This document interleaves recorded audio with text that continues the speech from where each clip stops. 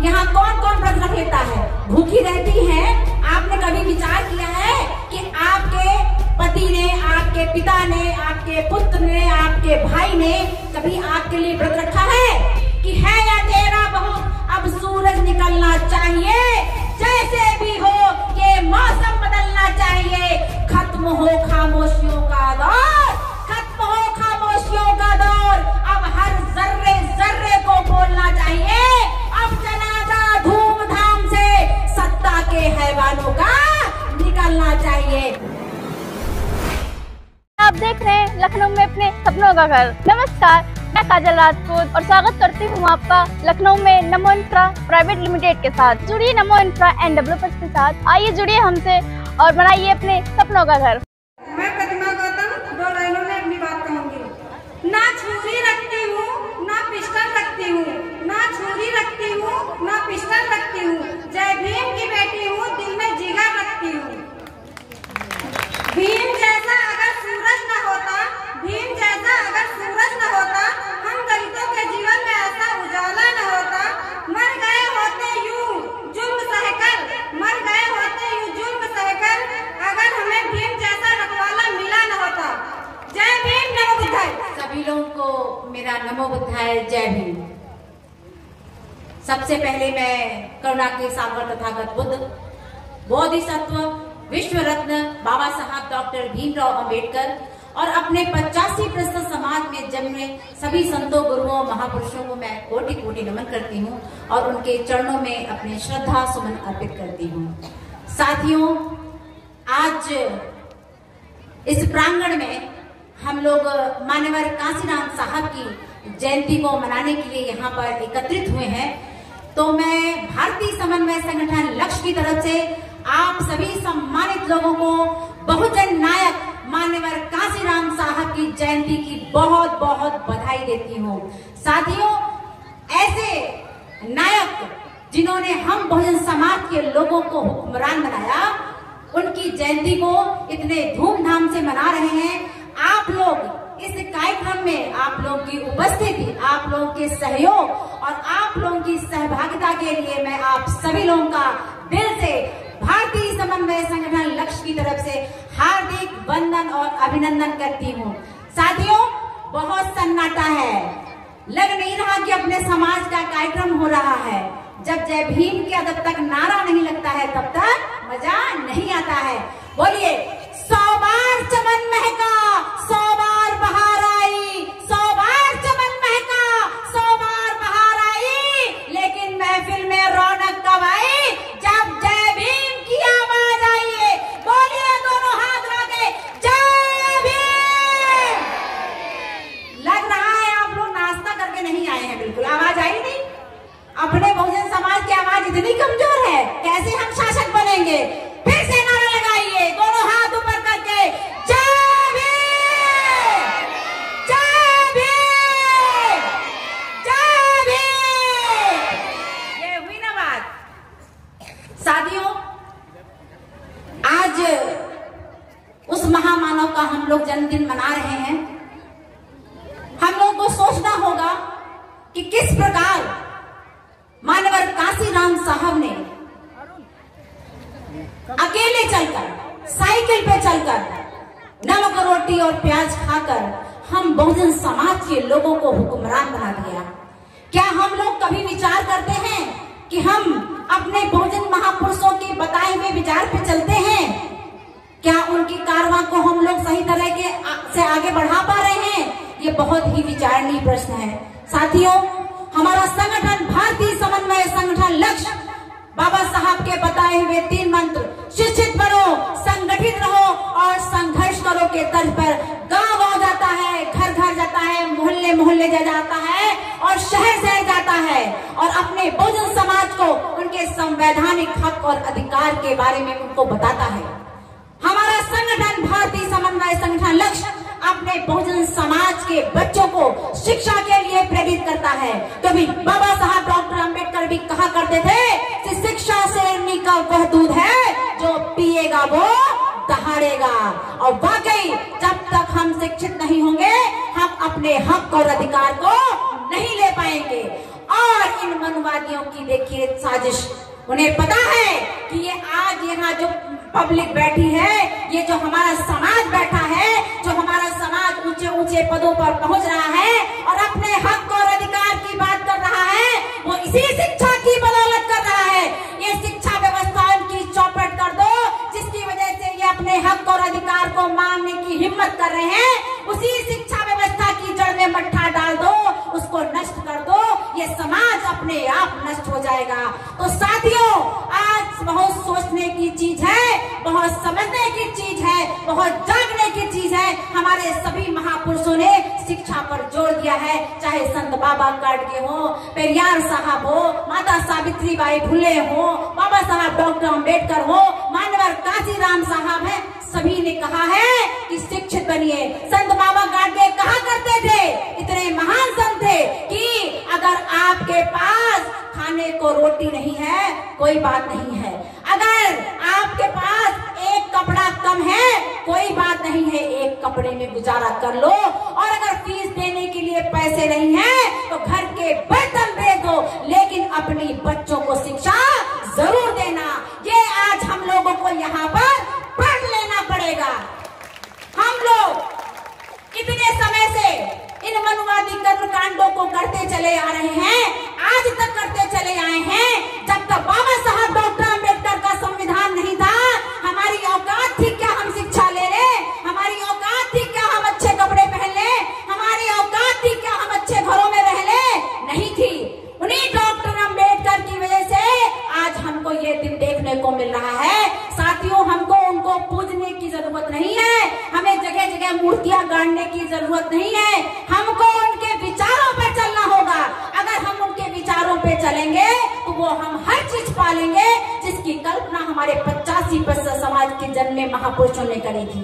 सोचिए, हमारे समाज की हमारी बहनें बैठी हैं, शायद वो माता सावित्रीबाई फुले को नहीं जानती होंगी, लेकिन सोचिए वो ऐसी महान महिला थी जिन्होंने गोबर कीचड़ मिट्टी सबकी मार सहकर भी अपने क्या सर्व समाज की बहन बेटियों को शिक्षा का अधिकार दिलाया। क्या क्या अपमान नहीं सहे। बाबा साहब डॉक्टर अम्बेडकर ऐसे महान पुरुष थे कि जिन्होंने महिलाओं की पीड़ा को समझा, उन्होंने जाना, उन्होंने महसूस किया और हिंदू कोड बिल के माध्यम से महिलाओं को वो सारे मानवीय अधिकार दिए जो इनकी किताबों में नहीं थे। इनकी किताबों में लिखा था कि एक पढ़ेगा, एक लड़ेगा, एक करे व्यापार, और इन तीनों की सेवा करना शूद्रों का है क्या, और हम लोग का मानी हम लोगों का काम था। इनकी किताबों में क्या लिखा था कि एक पढ़ेगा, एक लड़ेगा, एक करे व्यापार, और इन तीनों की सेवा करना हम शूद्रों का है कार्य। लेकिन नहीं, बाबा साहब डॉक्टर भीमराव ने ऐसा संविधान लिखा कि उन्होंने कहा नहीं, सब पढ़ेंगे, सब पढ़ेंगे, सब लड़ेंगे, सब करे व्यापार और अपनी अपनी सेवा सब करे।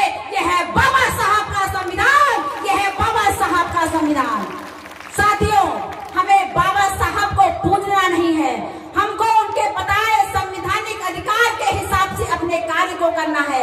हमें किसी की बुराई नहीं करनी है, हमें अपनी अंतरात्मा में अपने आप को झांक कर देखना है कि हम क्या सही राह पे चल रहे हैं। हमें किसी को कोसने की जरूरत नहीं है। अगर हम सुधर गए तो अपने आप हमारी उन्नति हो जाएगी। अभी हमारे भाई ने बताया कि तेरा ध्यान किधर है, मधुशाला इधर है। सोचिए, हमारे समाज की इतनी बड़ी विडंबना है कि हमारे समाज के लोग अपने गाढ़ी कमाई का पैसा उसी शराब और नशे में कर जुआ देते हैं। आज भले यहाँ बहुत से लोग बैठे होंगे जिसमें बहुत से लोग नशा भी करते होंगे। मेरा उनसे हाथ जोड़कर अपील है कि अगर अपना परिवार, अपना समाज, अपना देश, अपना बच्चे को बनाना चाहते हो तो नशा छोड़ दो। आज ये प्रतिज्ञा लेके जाओ। कहते हैं नशा जो होता है नाश का जड़ होता है। आप मान लीजिए 500 रुपए आज कमा कर लेके आ रहे हैं, 400 रुपए आप गांव के बाहर ही उसी मधुशाला में देख के चले आ रहे हैं और 100 रुपए अपनी बीवी को लाकर देते हो। बताओ, उस 100 रुपए में आपकी पत्नी आपको खाना दे, आपका बच्चों को देखे, उसके उसके स्कूल की फीस भरे, उसकी पढ़ाई कराए, आपके माता पिता की सेवा करे, खाना दे, कपड़ा दे, क्या करे?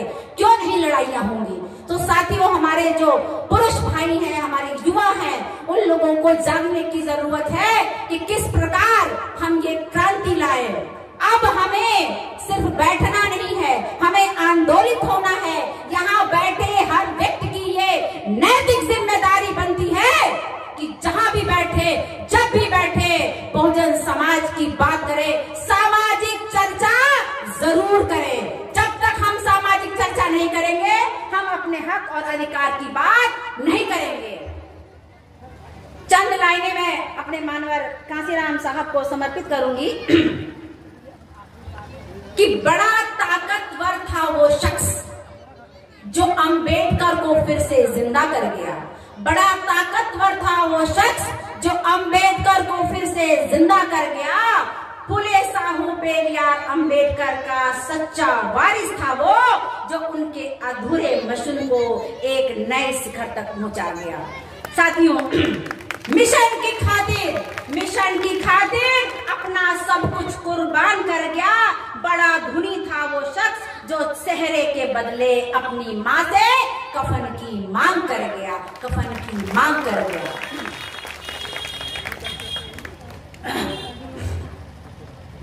साइकिल पर निकला था वो साहब अकेला, जहाज में बैठने की हमारी औकात बना गया।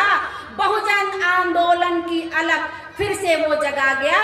ताकत हमारे वोट की वो हमको समझा गया और मांगने वाले से उठाकर वो देने वाला बना गया। जहाज पर उड़ने वाले दुश्मनों को भी वो रास्ते पर चलने को मजबूर कर गया। बहुत महान था वो शख्स जो हमें मिशन सिखा गया, जो बहुजन नायक कहा गया। फक्र है हमें, हम उसके कैडर हैं जो आम आदमी से मान्यवर साहब कांसीराम बन गया।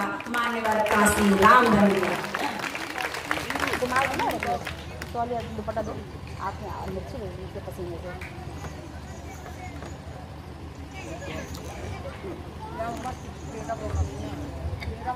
साथियों,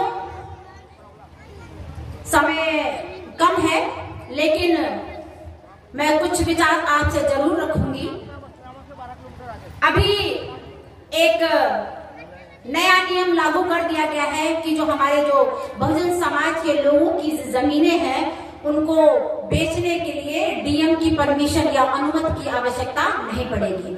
देखिए, ये जो मधुवादी लोगों की कितनी सोची समझी चाल है कि जो पहले बात तो हमारे पास जमीन थी ही नहीं, जो बची खुची कुछ लोगों के पास जमीनें हैं, उनको पहले परमिशन लेनी पड़ती थी, तो किसी की हिम्मत नहीं पड़ती थी उनकी जमीनें हथियाने की।